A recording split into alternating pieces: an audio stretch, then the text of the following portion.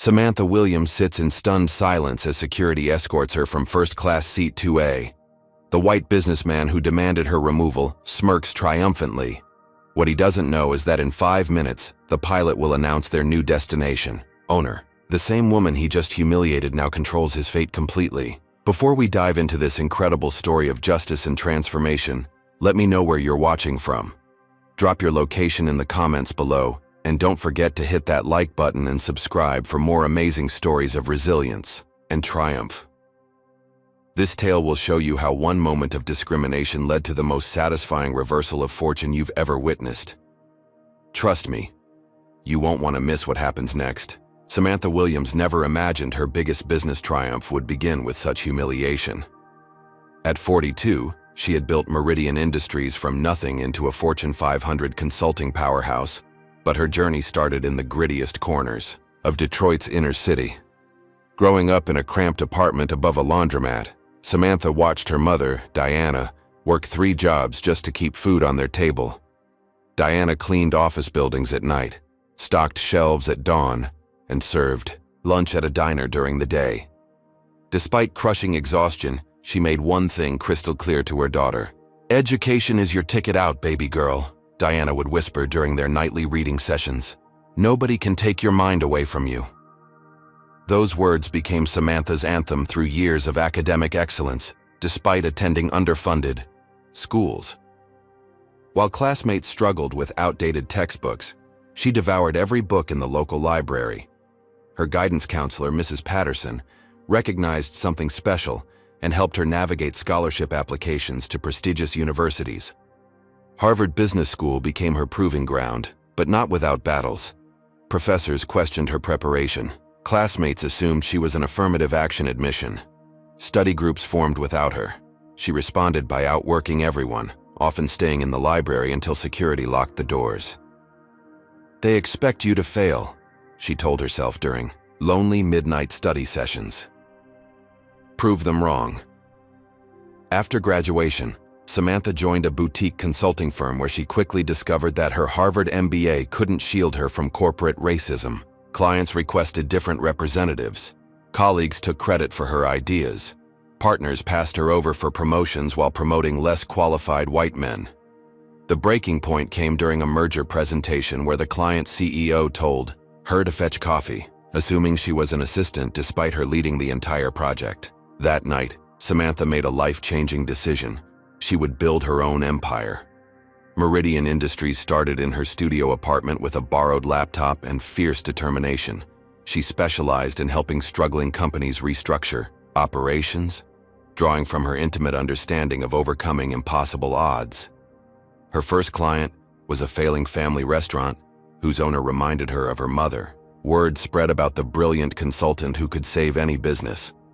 Within 5 years, Fortune 500 companies competed for her services. Within 10 years, she employed 200 people. Within 15 years, she commanded respect in boardrooms across America. But respect didn't eliminate prejudice. It just made the racism more sophisticated. Today's flight to Chicago represented her greatest achievement yet. After months of complex negotiations, Meridian was acquiring Pinnacle Airlines, a struggling carrier with routes across the Midwest. The purchase price of $800 million would make headlines, but more importantly, it would make her one of the few black women to own a major airline. Samantha boarded Flight 447 at Detroit Metropolitan Airport feeling invincible. Her tailored Navy Armani suit projected quiet confidence. Her Italian leather briefcase contained contracts that would change aviation history. She presented her first-class ticket to the gate agent with a smile. "Have a wonderful flight, Ms. Williams," the agent said warmly. Settling into seat 2A, Samantha opened her laptop to review final acquisition documents. The irony wasn't lost on her that she was flying on the very airline she would own in a few hours. She had specifically chosen this flight to experience Pinnacle's service firsthand before taking control. The cabin filled with typical first-class passengers, business executives, wealthy retirees, and frequent flyers. Samantha noticed a few curious glances, but attributed them to professional recognition. Forbes had featured her on their cover last month as the turnaround queen. She was wrong about the nature of those stares. As passengers continued boarding, Samantha felt the familiar weight of being the only black face in first class. It was a feeling she'd never quite gotten used to, despite her success. The whispered conversations and sideways glances created an undercurrent of tension she chose to ignore. This was supposed to be her victory lap, not another battleground. Richard Blackstone noticed Samantha the moment he boarded. A 55-year-old investment banker from old Connecticut money, Blackstone had inherited his wealth, his prejudices, and his sense of entitlement in equal measure. To him, first class represented a natural hierarchy that certain people simply didn't belong in. "Excuse me," he said to flight attendant Jessica Chen, his voice carrying the authority of someone accustomed to being obeyed. "There seems to be some mistake with the seating arrangements." Jessica, a 28-year-old who had worked for Pinnacle Airlines for 3 years, looked up from her pre-flight checklist.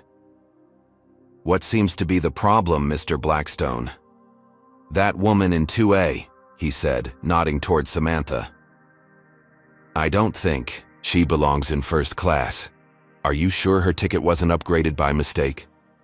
Jessica glanced at Samantha, who was quietly working on her laptop, then back at Blackstone.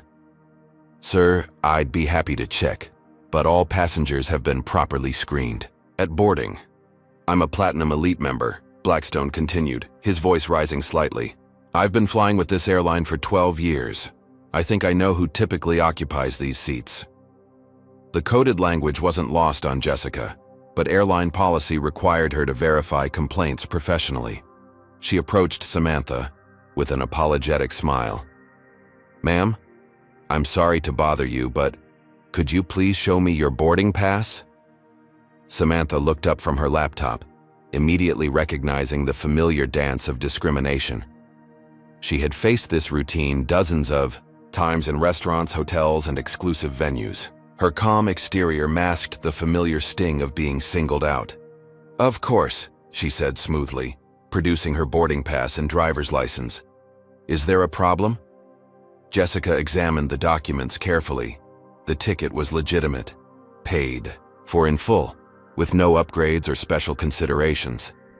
Samantha Williams was exactly where she was supposed to be. "Everything appears to be in order," Jessica told Blackstone when she returned. "Ms. Williams has a valid first-class ticket." But Blackstone wasn't satisfied. His complaint had attracted attention from other passengers, and he sensed an opportunity to assert his perceived social dominance. "I find that hard to believe," he said loudly enough for the entire first-class cabin to hear. "People like her don't usually travel in first class unless there's been some kind of error or charity upgrade." The racist undertone was unmistakable now. Conversation stopped. Passengers turned to watch the developing confrontation. Some looked uncomfortable, others nodded in agreement with Blackstone's implications.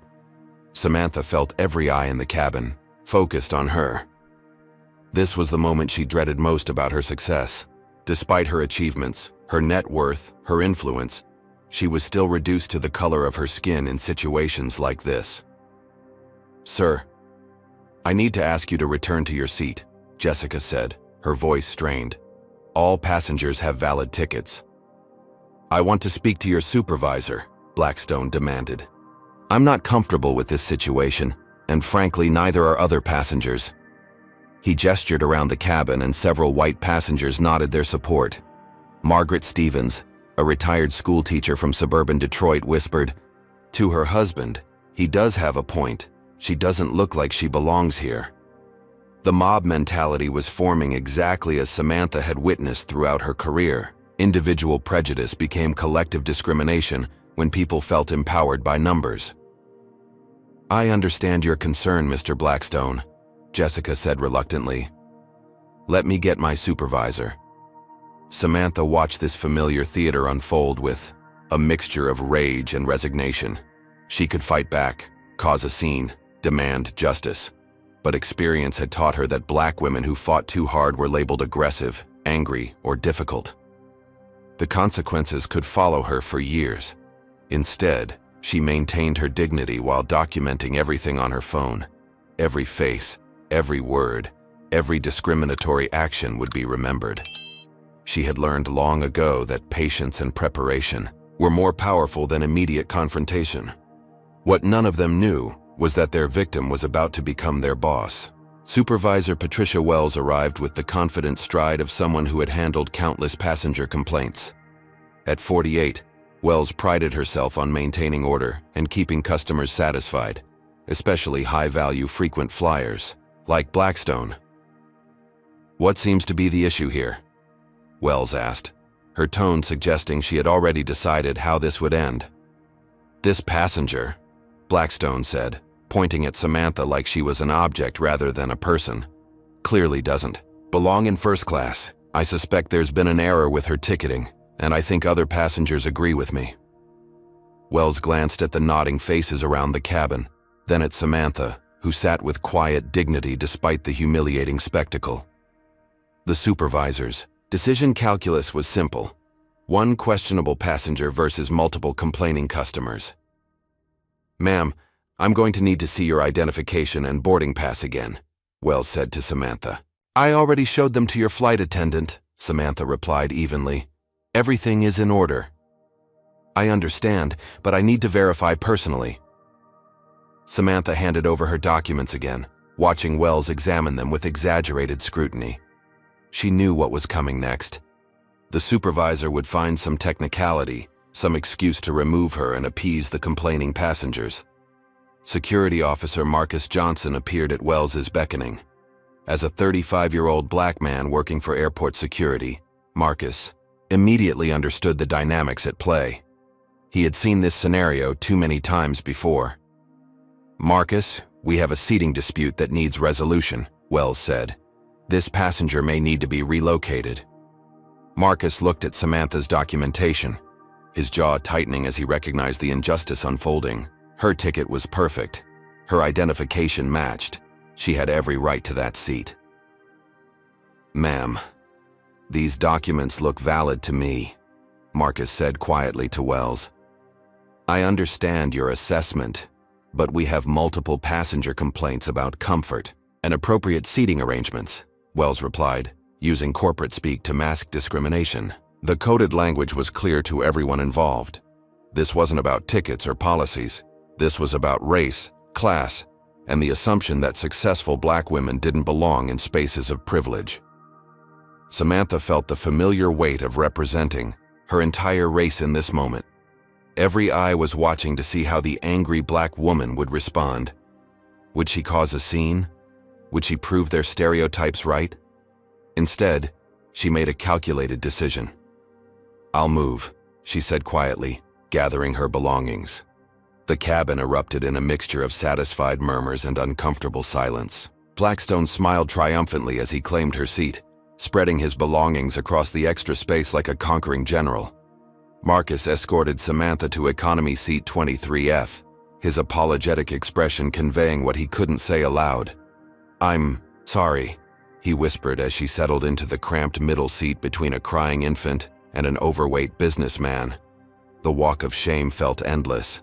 Every passenger she passed seemed to stare, some with sympathy, others with satisfaction that the natural order had been restored. Samantha held her head high, but inside she burned with familiar fury. This was why she had built her empire. This was why success mattered, not for the money or recognition, but for moments like this, when dignity was stripped away simply because of skin color. As the plane taxied for takeoff, Samantha pulled out her phone and began documenting everything. Names, faces, badge numbers, exact quotes. She had learned long ago that justice required evidence, and evidence required meticulous preparation. Comment number 1 if you think Samantha should have fought back harder in this moment. And hit that like button if you believe no one should ever face this kind of discrimination. Subscribe for more stories of justice and redemption, because what happens next will absolutely blow your mind. But here's what I need to know. What would you have done in Samantha's position? Would you have caused a scene or maintained dignity, like she did? Let me know in the comments below, and get ready for the most satisfying plot twist you've ever witnessed. While Blackstone celebrated his victory in first class, Samantha's phone buzzed with urgent messages from her legal team. Her assistant, Monica, had sent the final acquisition contracts along with a timeline for the day's events. All documents signed and ready for your arrival, the message read. Media conference scheduled for 3 p.m. at O'Hare. Pinnacle's board is excited to meet their new owner. The irony hit Samantha like a physical blow. She was sitting in economy class on the very airline she was about to purchase for $800 million. The same company that had just humiliated her would soon call her boss. Her phone contained emails from the Wall Street Journal, Forbes, and CNN requesting interviews about the historic acquisition. First black woman to own major airline would be tomorrow's headline, but today she was just another passenger deemed unworthy of first class. Samantha scrolled through her contacts until she found her lawyer, David Chen. A quick text explained the situation in coded language that wouldn't raise suspicions if overheard. Experiencing in-flight service issues with target company. Documenting for potential legal action. Proceed with acquisition as planned. David's response was immediate. Document everything. This could strengthen our position significantly. The legal implications were staggering. Pinnacle Airlines had just discriminated against their incoming owner in the most public way possible. The story would write itself, and the consequences would be severe. But Samantha wasn't interested in simple revenge. She saw an opportunity for transformation. Growing up in Detroit, her mother had taught her that every setback contained the seeds of a greater comeback. "Turn your pain into power, baby girl," Diana would say during their toughest times. "Let them underestimate you, then show them who you really are." This humiliation would become the foundation of systemic change. Samantha began crafting her response strategy. The timing had to be perfect. Too early, and the impact would be lost. Too late, and the moment would pass. She needed maximum shock value combined with undeniable moral authority. Her laptop contained detailed files on every Pinnacle Airlines employee, including Supervisor Patricia Wells and her disciplinary history. Wells had 3 previous complaints about inappropriate passenger treatment, all involving minorities. This wasn't an isolated incident, but part of a pattern. Flight attendant Jessica Chen's record was different. She was newer, less experienced, and her previous evaluations showed genuine commitment to customer service. She had made a mistake under pressure, but her overall record suggested someone who could learn and grow. Blackstone was a different story entirely. Samantha's research team had compiled extensive background information on all major Pinnacle customers. Richard Blackstone III was a trust fund baby who had inherited his investment firm from his father. His social media posts revealed a pattern of entitled behavior and barely concealed prejudice.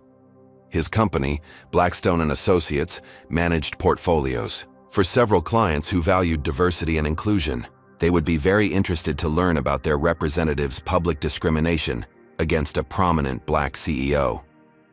The young boy across the aisle kept staring at Samantha with recognition in his eyes.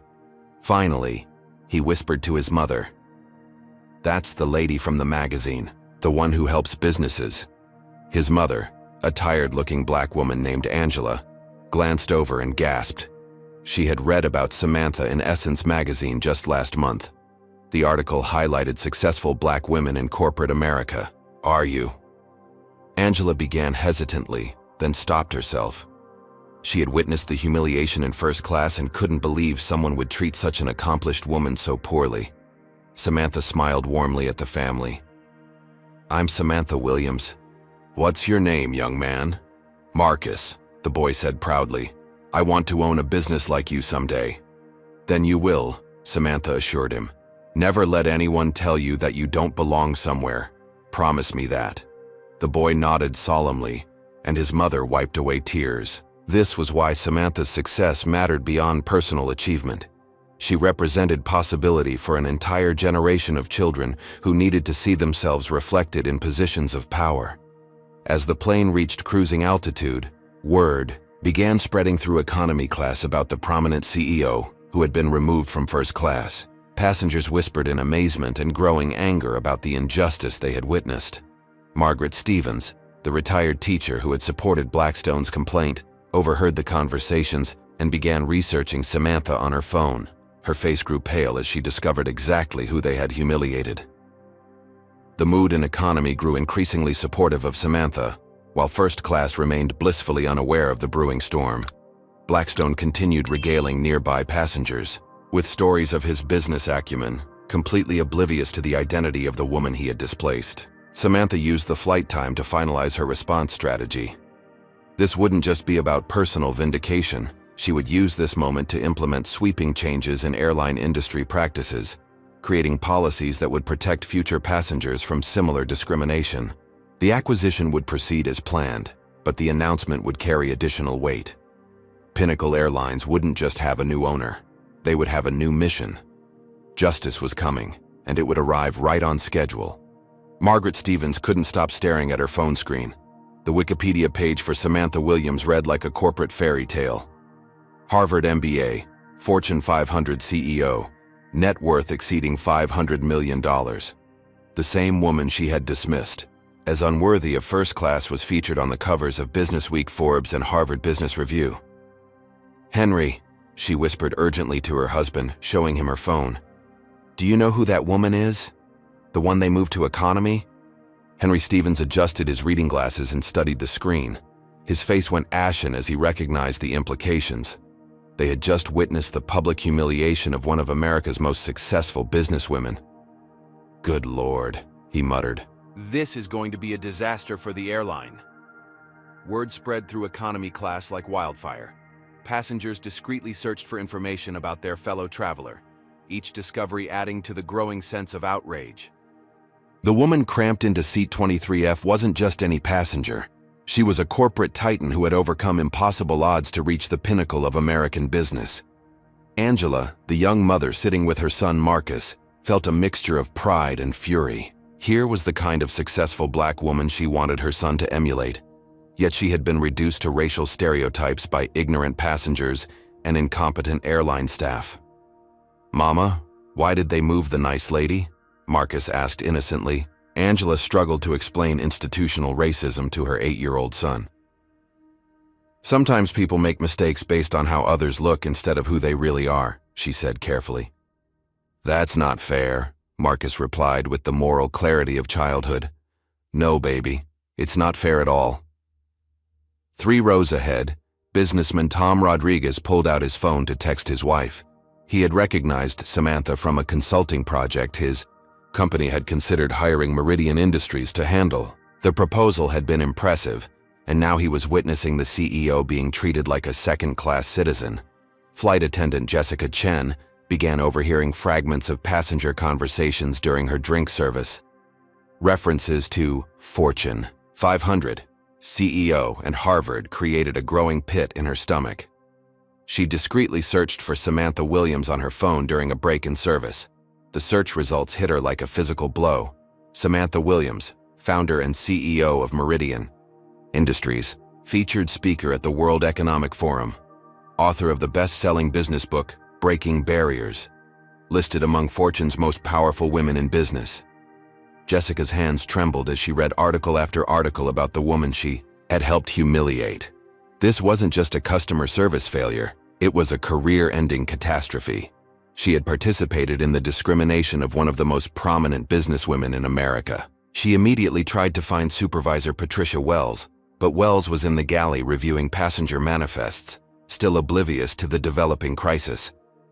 In first class, Blackstone continued his victory lap, entertaining fellow passengers with exaggerated stories about his business dealings. He had claimed Samantha's seat like a trophy, spreading his belongings across the extra space and ordering premium wine to celebrate his successful complaint. "I knew something was off about her," he told the passenger beside him. "You develop an instinct for these things when you've been successful as long as I have."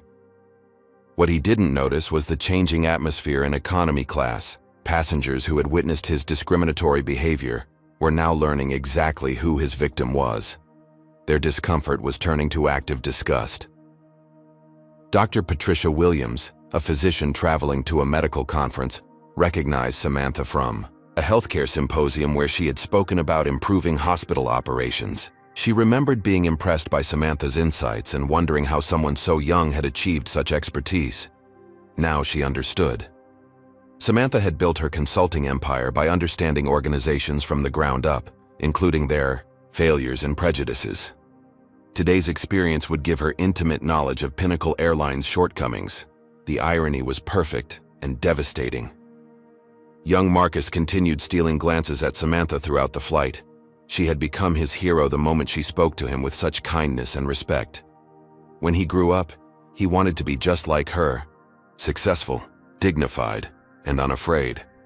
Angela noticed her son's fascination and felt a surge of maternal pride. Despite the humiliation, Samantha was handling herself with grace that commanded respect.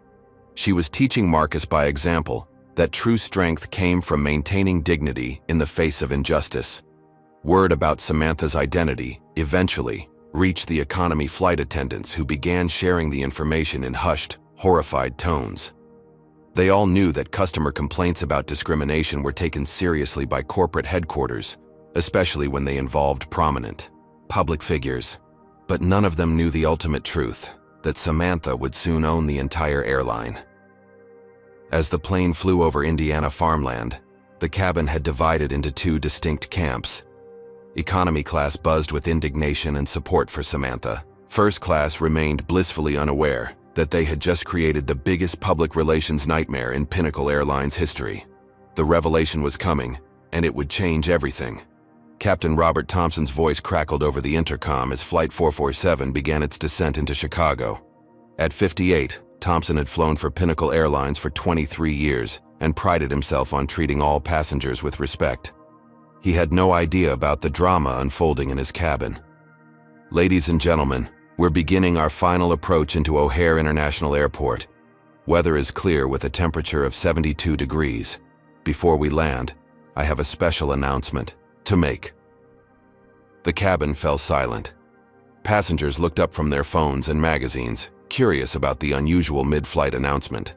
Today we have the honor of flying with a very distinguished passenger. Ms. Samantha Williams, founder and CEO of Meridian Industries, is aboard our aircraft. What makes this particularly special is that Ms. Williams has just completed the acquisition of Pinnacle Airlines. She is now our new owner. The words hit the cabin like an electromagnetic pulse. Every conversation stopped. Every passenger froze. The silence was so complete that the engine noise seemed deafening by comparison. In first class, Richard Blackstone's wine glass slipped from his fingers, shattering against the floor. His face drained of color as the captain's words penetrated his consciousness. The woman he had humiliated, the woman whose seat he was now occupying, was the new owner of the entire airline. I want to extend our deepest gratitude to Ms. Williams for choosing Pinnacle Airlines for her flight today, and we look forward to working under her leadership. Thank you for flying with us. The captain's announcement ended, but the cabin remained frozen in stunned silence. Then, slowly, economy class erupted in thunderous applause and cheers. Passengers who had witnessed Samantha's humiliation now understood the cosmic justice of the moment. "That's her," Marcus shouted to anyone who would listen. "That's the nice lady. She owns the airplane." Angela wiped tears from her eyes as she joined the standing ovation. Around them, economy passengers clapped, whistled, and shouted their support for the woman who had been treated so poorly just hours earlier. In first class, the reaction was dramatically different. Patricia Wells stood frozen in the galley, her face ashen as she realized the magnitude of her mistake. She had just discriminated against the woman who now controlled her career, her future, her very livelihood. Jessica Chen felt nauseous as the implications hit her.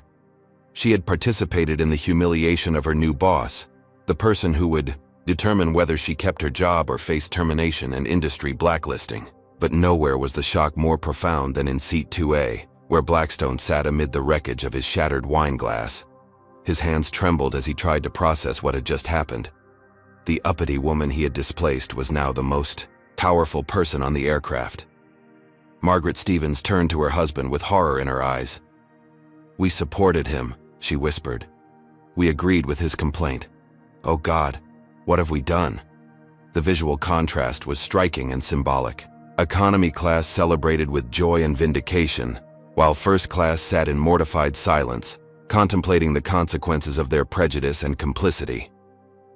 Samantha remained seated quietly, accepting congratulations from surrounding passengers, with gracious nods and smiles.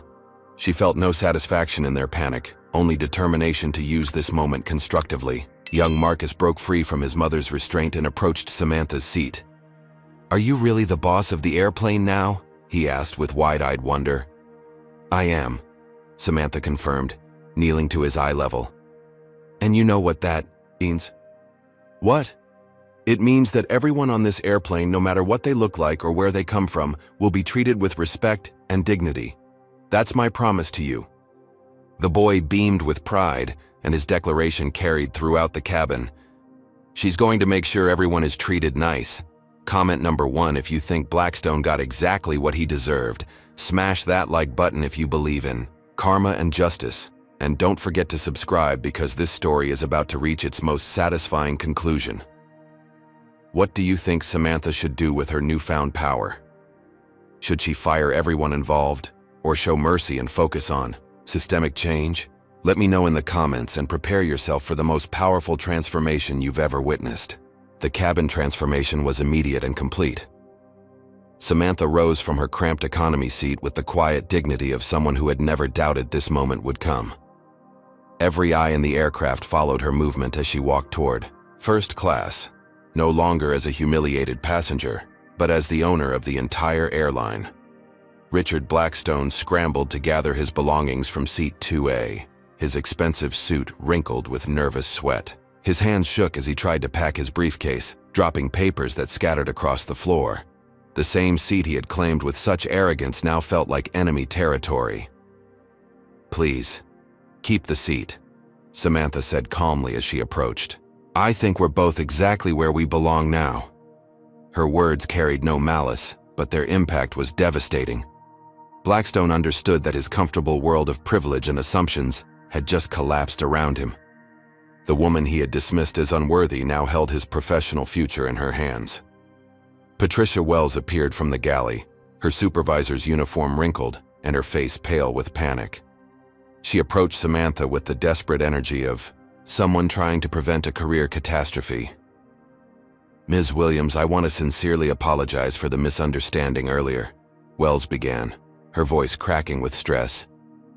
"There seems to have been a communication error, and I take full responsibility for any inconvenience you experienced." Samantha studied Wells with the analytical eye that had made her a successful CEO. She saw desperation, fear, and a complete lack of genuine remorse. This was damage control, not accountability. "A misunderstanding?" Samantha repeated calmly. "Is that what you call removing a paying first-class passenger based on the racist complaints of other passengers?" The word racist hung in the air like an indictment. Wells stammered, trying to find words that would minimize her liability while avoiding admission of wrongdoing. "I was simply trying to ensure all passengers were comfortable," Wells said, weakly. "All passengers?" Samantha asked. "Or just the white passengers who felt I didn't belong in first class?" The question was rhetorical, and everyone in the cabin knew it. Wells had prioritized the comfort of racist passengers over the rights of a legitimate ticket holder. Her motivations were transparent and indefensible. Jessica Chen approached with tears streaming down her face.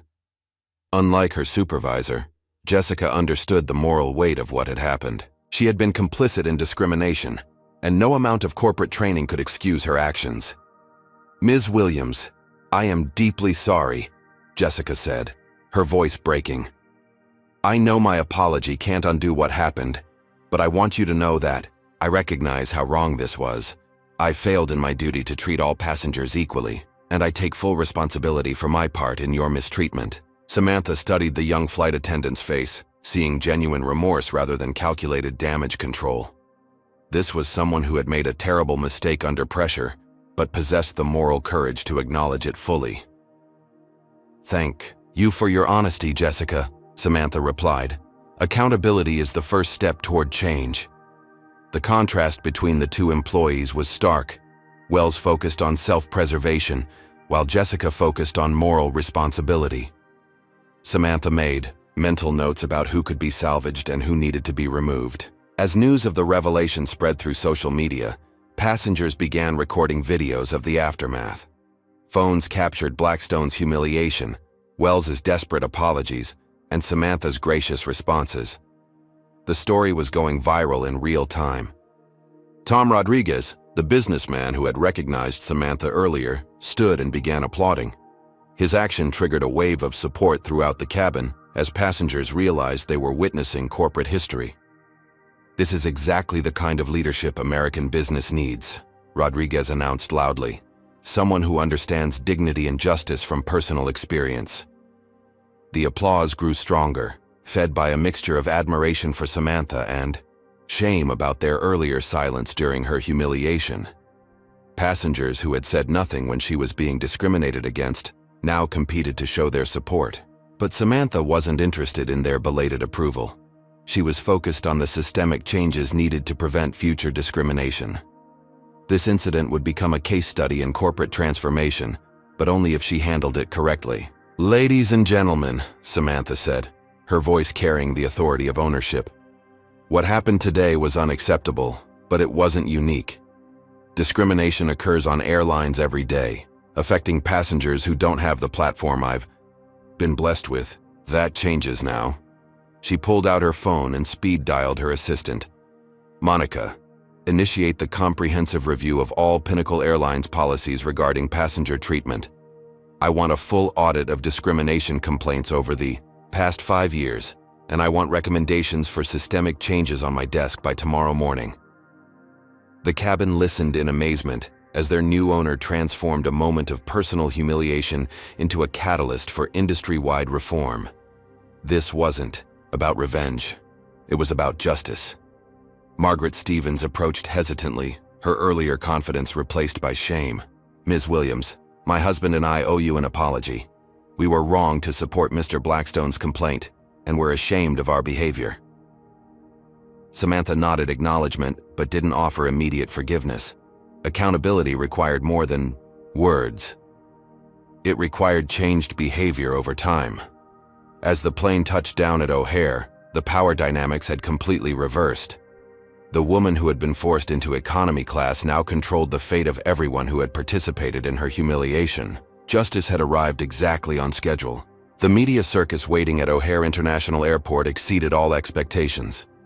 Word of the discrimination incident had leaked through social media, and news outlets from across the country descended on Chicago to cover the story. Samantha Williams, emerging from the same aircraft that had humiliated her, made for irresistible television. "Ms. Williams," reporters shouted as she deplaned, "how does it feel to own the airline that discriminated against you?" Samantha paused at the top of the jet bridge, surveying the crowd of cameras and microphones. This was her moment to control the narrative and set the tone for transformational change. "Today I experienced something that happens to minority passengers every day," she began, her voice carrying clearly across the terminal. "The difference is that I have the platform and resources to do something about it. Pinnacle Airlines will become a model for equality and dignity in travel." The press conference that followed made international headlines. Samantha announced the immediate implementation of comprehensive anti-discrimination training for all Pinnacle employees, zero-tolerance policies for racist behavior, and the establishment of an independent oversight committee to investigate passenger complaints. Patricia Wells received her termination notice before the aircraft finished deplaning. Her personnel file, containing 3 previous discrimination complaints that had been buried by airline management, became evidence in a federal investigation. Wells found herself unemployable in the airline industry as news of her role spread throughout aviation circles. The consequences were swift and severe. Her mortgage payment became impossible without her supervisor's salary. Her professional reputation disappeared overnight. Within 6 months, she was working minimum wage at a retail store, a victim of her own prejudice and poor judgment. Jessica Chen faced a different fate. Samantha recognized her genuine remorse and potential for growth, offering her a choice: termination with severance or enrollment in intensive sensitivity training followed by a promotion to head of customer relations. Jessica chose redemption, becoming one of Pinnacle's most effective advocates for passenger rights. Richard Blackstone's professional downfall was spectacular and public. Video of his discriminatory behavior went viral, generating millions of views and widespread condemnation. His investment clients, particularly those committed to diversity and inclusion, began withdrawing their portfolios within hours of the story breaking. Blackstone and Associates lost 60% of its client base within a week. The firm's reputation for discreet wealth management evaporated as Blackstone became the face of entitled racism in corporate America. His father's legacy crumbled under the weight of his son's prejudice. Personal consequences followed professional ones. Blackstone's country club revoked his membership after member complaints. His social circle abandoned him as association with his name became toxic. Dating became impossible as background searches revealed his role in the airplane incident. 6 months later, Blackstone filed for personal bankruptcy as legal fees from discrimination lawsuits consumed his remaining assets. The same sense of entitlement that had led him to demand Samantha's removal now left him isolated and unemployable. Meanwhile, Samantha's leadership transformed Pinnacle Airlines into an industry leader in equality and customer service. The Dignity and Travel initiative she launched became a model studied by transportation companies worldwide. Employee training programs addressed unconscious bias, cultural sensitivity, and conflict resolution. Customer service representatives learned to recognize and counter discriminatory complaints. Flight attendants received education about implicit bias and its impact on passenger treatment. The results were measurable and impressive. Customer satisfaction scores reached all-time highs. Discrimination complaints dropped 90%. Employee morale improved as staff felt empowered to do the right thing rather than simply appease complaining passengers. Pinnacle's stock price rose 40% in the 6 months following Samantha's acquisition, driven by improved service ratings and positive media coverage. Investors recognized that diversity and inclusion weren't just moral imperatives, they were profitable business strategies. Young Marcus visited Samantha's corporate headquarters 3 months after the flight, invited as part of an educational program for underprivileged students. He walked through the executive offices with wide-eyed wonder, seeing possibility everywhere. He looked. "I'm going to have an office like this someday," he told Samantha confidently. "I believe you will," she replied, meaning every word. "And when you do, remember to use your success to help others climb the same ladder you did." The scholarship fund Samantha established in her mother's name provided educational opportunities for hundreds of minority students annually. Diana Williams. Scholarships became prestigious awards that opened doors to prestigious universities and promising careers. Industry-wide changes rippled outward from Pinnacle's transformation. Other airlines implemented similar anti-discrimination policies to avoid becoming the next viral scandal. The Federal Aviation Administration updated regulations regarding passenger treatment and discrimination complaints. Senator Elizabeth Warren invited Samantha to testify before Congress about discrimination in transportation. Her testimony led to the Passenger Dignity Act, federal legislation requiring standardized anti-bias training for all transportation industry employees. The young flight attendant who had replaced Jessica's former position sent Samantha a thank you note.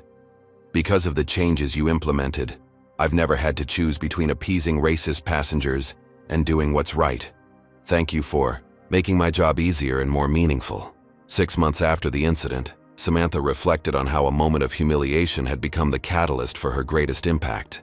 The pain of discrimination had transformed into the power to prevent others from experiencing similar treatment. Her mother Diana's words echoed in her memory. "Turn your pain into power, baby girl."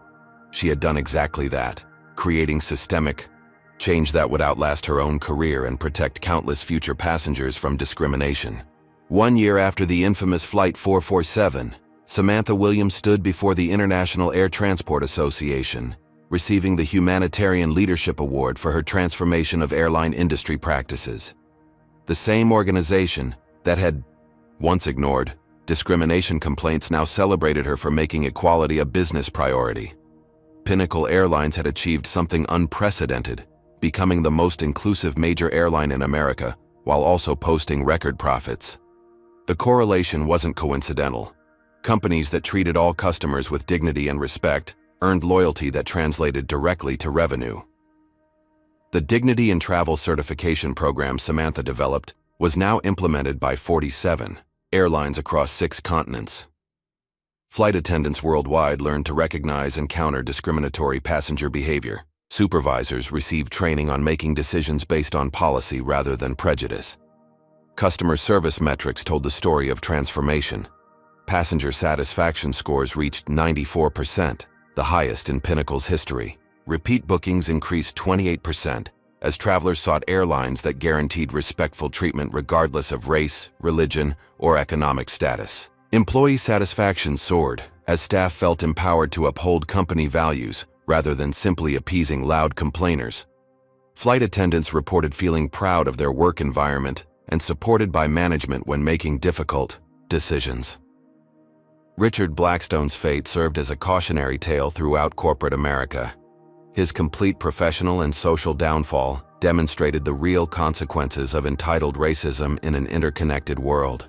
Business schools used his case study to teach about reputation management and the costs of discrimination. His former investment firm struggled to rebuild its reputation under new management, but the Blackstone name remained toxic in financial circles.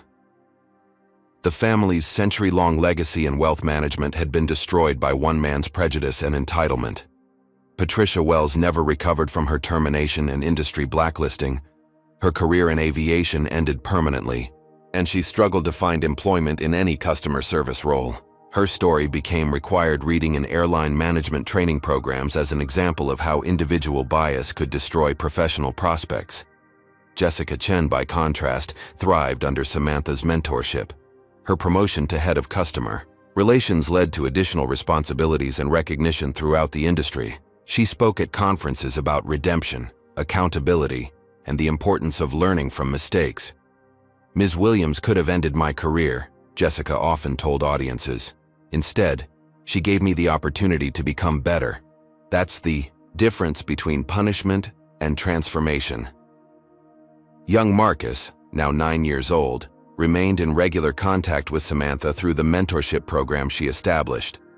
His academic performance excelled as he worked toward his goal of building his own business empire. The confidence instilled during their airplane conversation continued shaping his ambitions. His mother, Angela, often shared their story at community events, emphasizing how one person's success could inspire an entire generation. When children see people who look like them in positions of power, they understand that those positions are possible for them too. The Diana Williams Scholarship Fund had awarded grants to over 300 students, many of whom were now attending prestigious universities and launching promising careers. Each recipient received not just financial support but mentorship and networking opportunities that multiplied their chances of success. Samantha's autobiography, From Humiliation to Transformation, Building Bridges in Business, became a bestseller and required reading in business schools nationwide. The book detailed her journey from childhood poverty to corporate leadership while addressing systemic barriers faced by minorities in professional settings. The legal settlements from discrimination lawsuits against Pinnacle's former management. Practices funded additional diversity initiatives across the transportation industry. Every dollar paid in damages became investment in preventing future discrimination.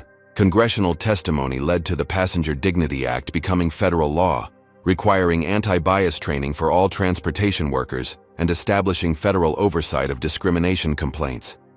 The legislation bore Samantha's influence throughout its provisions.